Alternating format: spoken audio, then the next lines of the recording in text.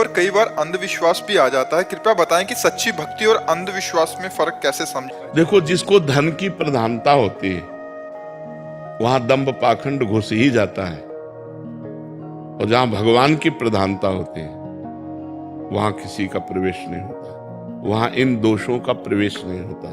तो हम भगवान की शुद्ध भक्ति करें।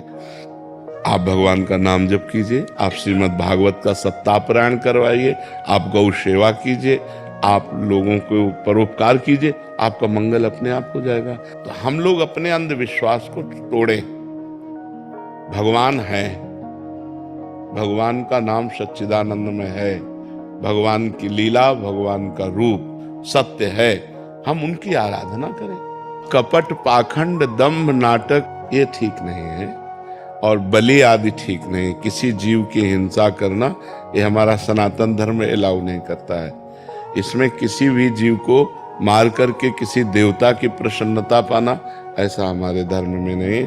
हमारे यहाँ सबको सुख पहुंचाना है, चाहे पशु पक्षी कोई भी हो, सब में भगवत भाव करना है। सिय राम में सब जग जानी, करो प्रणाम जोरी जुग पानी, जड़ चेतन जग जीव जत, सकल राम में जानी। ये अंधविश्वास उनको कह रहे हैं, जैसे बहुत सारे जने ऐसे होते हैं कि यहाँ ये करा दो, यहाँ वो करा दो, और फिर उसमें उलझ जाते हैं लोग कि आपने अगर इसकी बलि नहीं दी या ऐसा नहीं किया, ये टोटका नहीं किया, तो वो अंधविश्वास, जिससे बहुत मान्यताओं का प्रचलन है हमारे जैसी।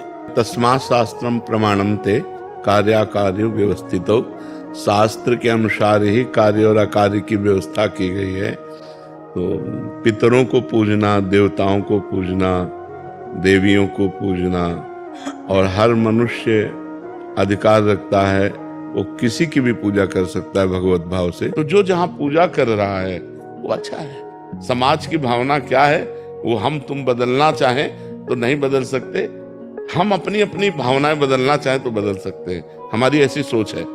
हमको दंभ पाखंड नाटक से मुक्त होना चाहिए, हमको सच्ची भक्ति स्वीकार करनी चाहिए।